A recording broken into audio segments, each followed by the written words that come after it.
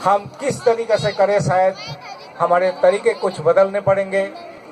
हम सबसे ज़्यादा शिक्षित होंगे, सबसे ज़्यादा चिंतक होंगे, सबसे ज़्यादा बुद्धि हमें रखना है। आज के समाज में हमें 1000 डॉक्टर अंबेडकर चाहिए, और डॉक्टर 1000 अंबेडकर होने से इस समाज में जितने ही बाधा है, हम इसको उखड़ के एक सुंदर रास्ता हम सबके लिए बना पाएंगे, और वही हमारी मकसद होना चाहिए। इसके लिए हमारा सबको मिलके एक एकता और एक ऐक्यबद्ध होकर हमको संग्राम करना जरूरी है, क्योंकि हम लोग जब तक अलग अलग छोटे छोटे ग्रुप में रहेंगे, उसमें हमारे ताकत को विभाजित करते हुए समाज में जो अशुभ संकेत है वो हमारे फायदा उठा के हमारे है को जरिया करके आगे बढ़ेंगे, और उसी में हमारा नुकसान होगा। इसीलिए हम लोगों को सबको एकत्रित होके एक साथ एकजुट होके सम्मिलित ताकत से और एक डॉक्टर बाबा साहेब भीमराव अंबेडकर जी का जो आदर्श है, जो संघर्षपूर्ण रास्ता है, उस रास्ता में चल के आगे बढ़ के वैसा ही ज्योतिष हमें सबको बनाना है। समाज में हमारा सर ऊंचा करके चलना है। मैं आशा करूंगा हम लोग सब मिलके काम करेंगे। धन्यवाद।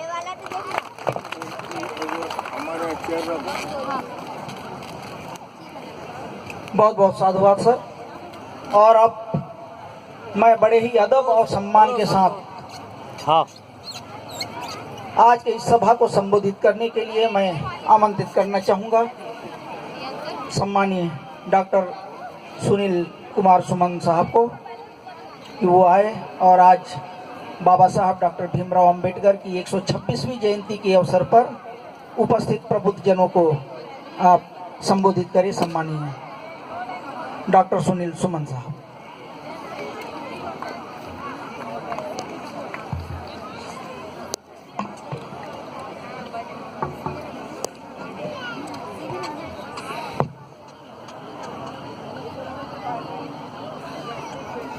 भीम ने आँख खोली, हर कोई इंसान बन गया। भीम ने आँख खोली, हर कोई इंसान बन गया।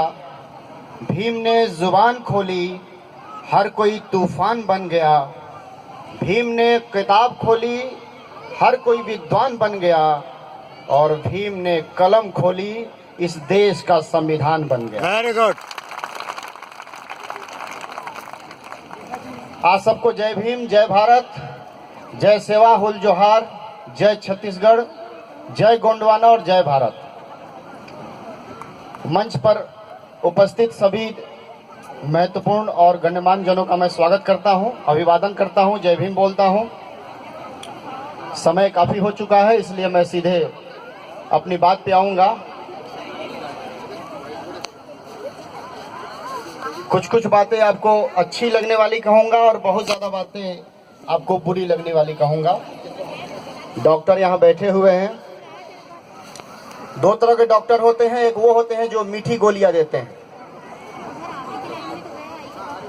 मीठी गोलियों से ठीक होने में थोड़ा समय लगता है। कुछ ऐसे डॉक्टर होते हैं जो कड़वी दवाएं देते हैं, जिसको पीना पचाना आसान नहीं होता है, लेकिन अगर आप उसको पी लेंगे, उसको पचा लेंगे तो जल्दी स्वस्थ हो जाएंगे।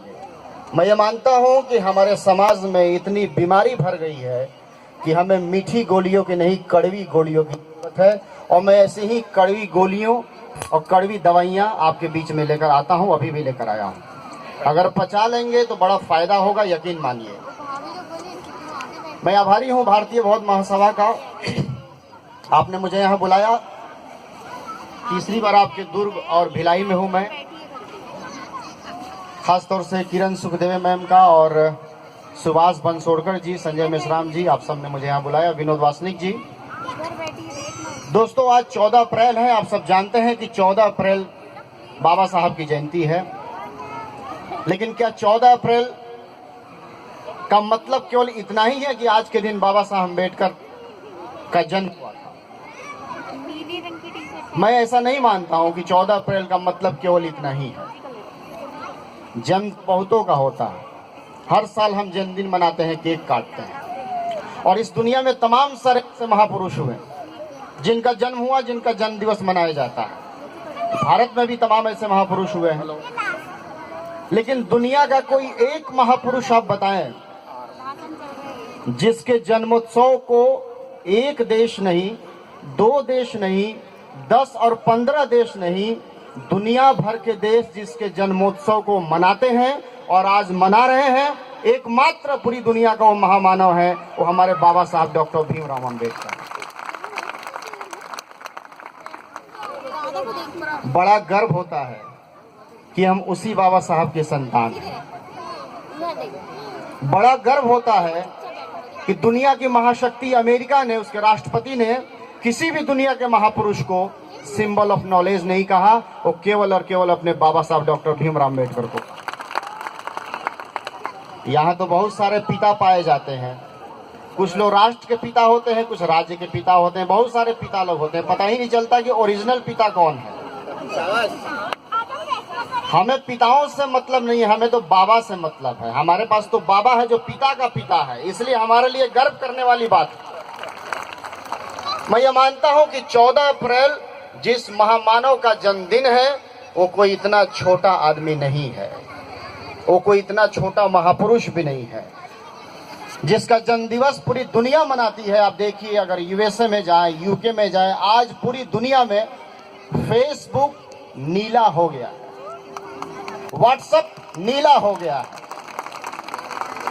कई बार मन करता है, बड़ा उत्साहित होता है, मन उल्लसित होता है, सीना चौड़ा हो जाता है कि जब फेसबुक नीला हो गया, जब गूगल नीला हो गया, जब पूरी दुनिया नीली हो गई, तो संसद क्यों बचा हुआ है भाई?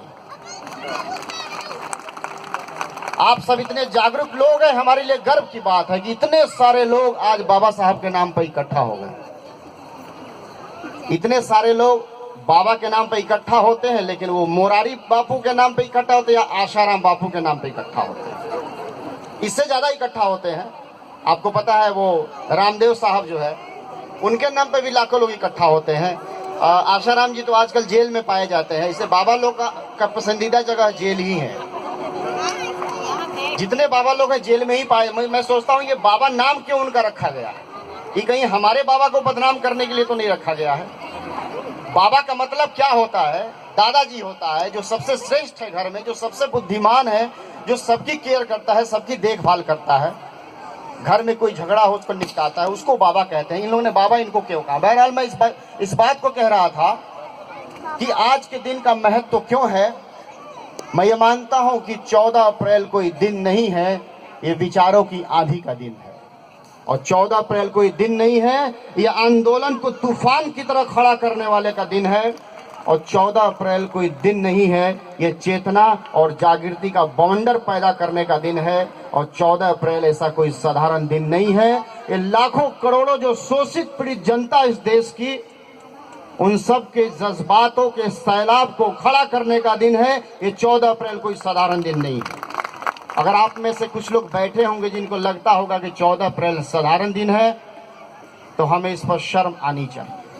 अगर आप में से बैठे हुए कुछ लोगों को लगता होगा कि बाबा साहब अम्बेडकर की केवल जय बोल देने से काम चल जाता है, तो शर्म करने की बात है।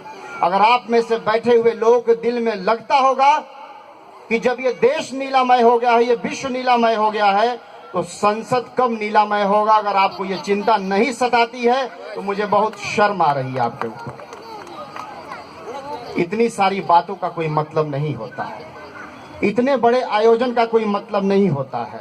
और आज मैंने देखा आपके शहर में आपका दुर्ग भी नीला हो गया, भिलाई भी नीला हो गया था, सड़कें जाम हो गई थी, चौराहे जाम हो गए थे।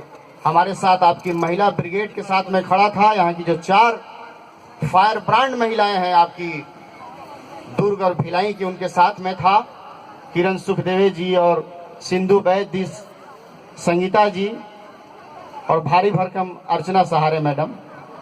साथ में मेरी मैडम भी थी, वो भी भारी भरकम है।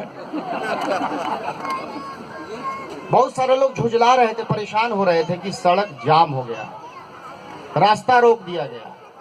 एक महोदय ने कहा कि आप लोग क्यों रास्ता रोके हुए हो? तो सहारे मैडम ने कहा कि तुम तो 364 दिन रास्ता रोक के खड़े हो, हम तो केवल